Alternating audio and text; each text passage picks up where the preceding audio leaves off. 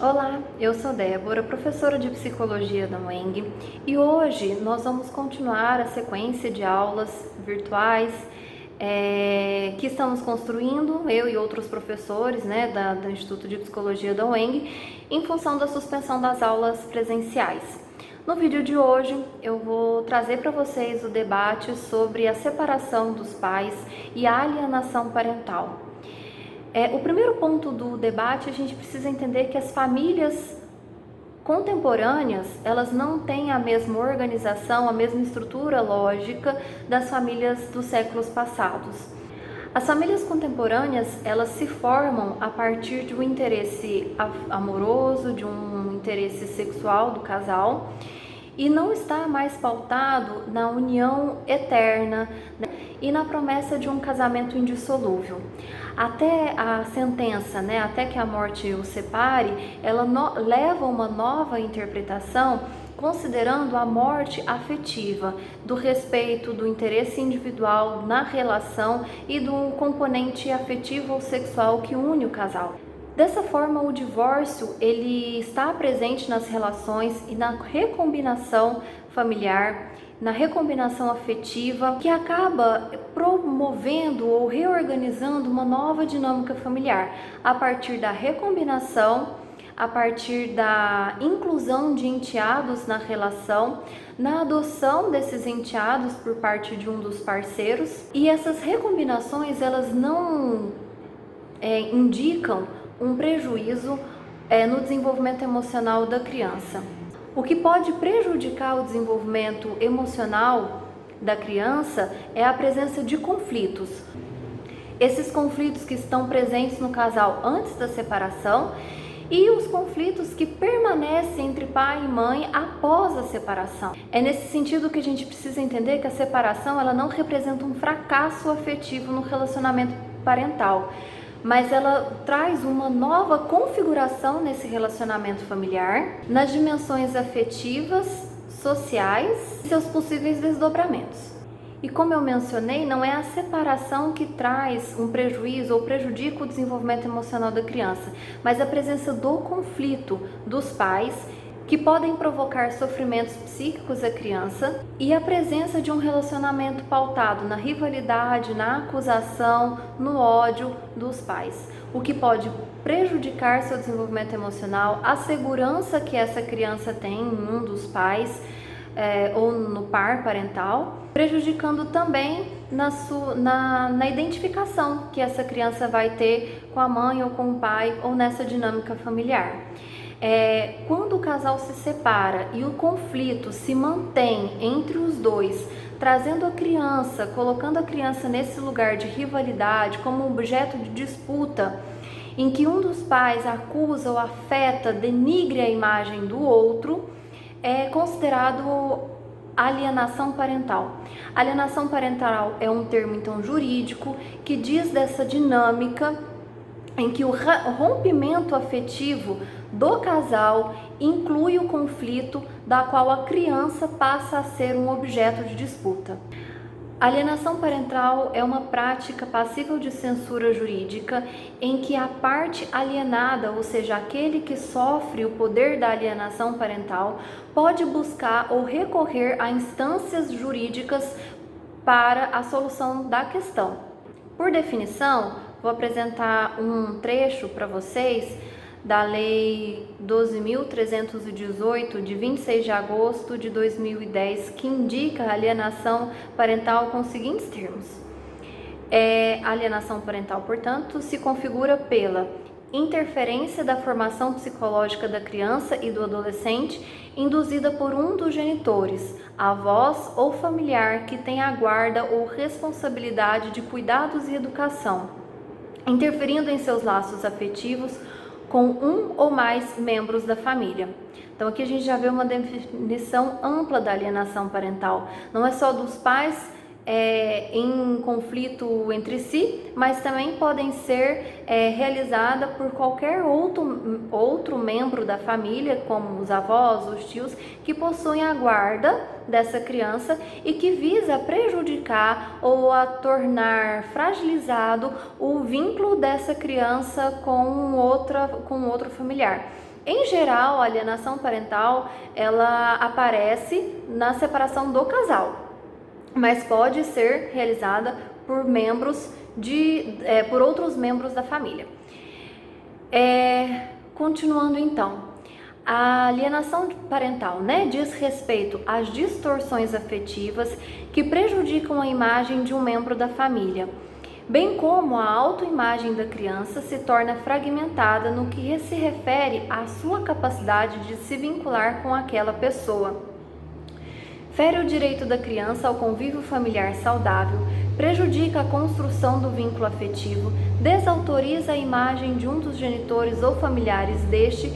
e constitui abuso moral à criança ou adolescente. Então, nesse sentido, a gente entende que a alienação parental é um modo de conflito que está presente nas relações familiares e que tende a prejudicar ou distorcer a imagem de um familiar para essa criança, o que pode trazer danos emocionais, psicológicos, inseguranças, insatisfações com aquela figura, debilidade e fragilidade no vínculo que ela vai estabelecer com essa figura da família, com esse membro da família, de modo que constitui um abuso moral à criança ou adolescente.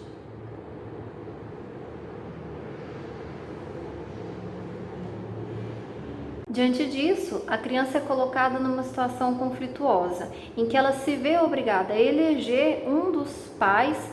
como aquele que ela ama e o outro aquela que é direcionada à sua hostilidade, ou que vê nessa pessoa como um rival e que tenta destruí-lo. Esse conflito que a criança é colocada pode gerar sérias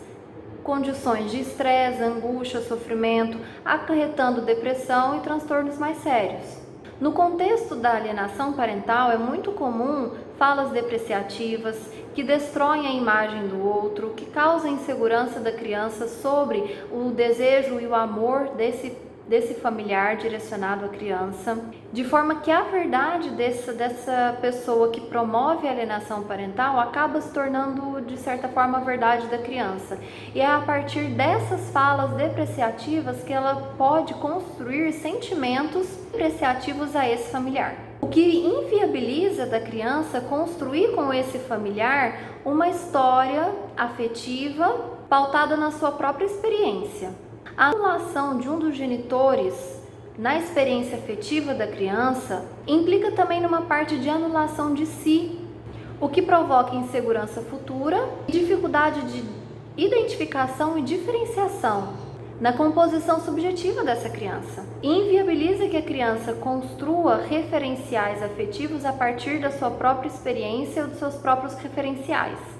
A alienação parental, ela prejudica sim e interfere no relacionamento da criança com um dos genitores, além de trazer sentimentos de insegurança em relação à figura materna ou paterna acusada, e a criança também pode experimentar sentimentos de culpa ao demonstrar afeto ao genitor que tem a sua imagem denegrida. Muitas vezes os pais, eles não têm noção, não têm ciência dos conflitos psicológicos e emocionais que eles acabam provocando na criança em função de colocar essa criança na rivalidade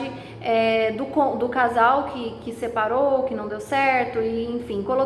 depositando nessa criança as suas próprias frustrações em relação àquele relacionamento que de certa forma fracassa em termos de casamento. Na inabilidade do casal de promover uma nova configuração afetiva, um novo modo de se relacionar, respeitando o desenvolvimento e a singularidade da criança, essa criança é colocada nesse conflito como um objeto a mais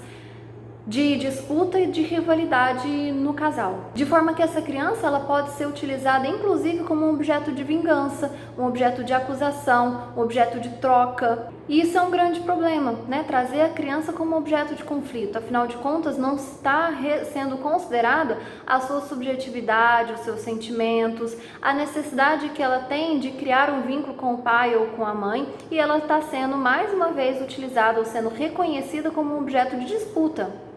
Quando a criança é colocada na situação de alienação parental, ela pode concordar de certa forma com esses ataques em função do vínculo afetivo que ela estabeleceu com o pai ou com a mãe, colocando o outro genitor também como esse objeto de ataque. Nesse sentido, ela se torna inviabilizada de ter experiências positivas, afetivas e que possa criar suas próprias experiências e seus referenciais com esse genitor. De certa forma, é retirado dessa criança um direito de convivência familiar, de estabelecimento de vínculo, na condição de existência ou persistência dos conflitos. Pode ser sim reconhecido a alienação parental como um problema que deve ser mediado, então, por acompanhamento social, psicológico e jurídico. No acompanhamento psicológico, a criança é oportunizada a construção de uma nova posição subjetiva, de forma com que ela possa construir uma imagem parental pautada nas suas próprias impressões, reorganizar os seus afetos para um melhor desenvolvimento psicológico e emocional, e se prevenir diante dos sofrimentos psíquicos causados pelas mensagens degradantes ou pelas mentiras implícitas e explícitas direcionadas à criança em relação àquele familiar, o pai ou a mãe que está tendo a imagem regrida. É nesse sentido que o acompanhamento psicológico também deve se estender a alguns diálogos com os pais, seja na modalidade de casal, seja na modalidade individual, tentando proporcionar um espaço de escuta e reflexão diante de uma nova configuração familiar, de forma com que a criança possa ser reconhecida enquanto um sujeito, enquanto uma criança, uma pessoa em desenvolvimento e que necessita do acordo ou do vínculo afetivo dos pais direcionados a um investimento na criança e não a degradação da imagem do outro, do genitor, colocando essa criança como mais um objeto de disputa, como mais um objeto de acusação, projeção das frustrações e fracassos desse relacionamento ou dessa união, né, que se dissolveu. É possível um novo acordo de relacionamento e de se relacionar com a criança e com as novas formações familiares possíveis a partir da separação e dos novos casamentos. Bom, e com isso a gente fecha, né, o nosso vídeo de hoje. É uma rápida elucidação sobre o que é a alienação parental e qual é o impacto, o efeito subjetivo que essa situação conflituosa dos pais pode provocar e potencializar prejuízos emocionais no desenvolvimento da criança. Obrigada por sua paciência de assistir esse vídeo até o final e no próximo vídeo nós continuamos com mais questões sobre a clínica e temas de diálogo para as nossas intervenções terapêuticas e de pesquisa. Até lá!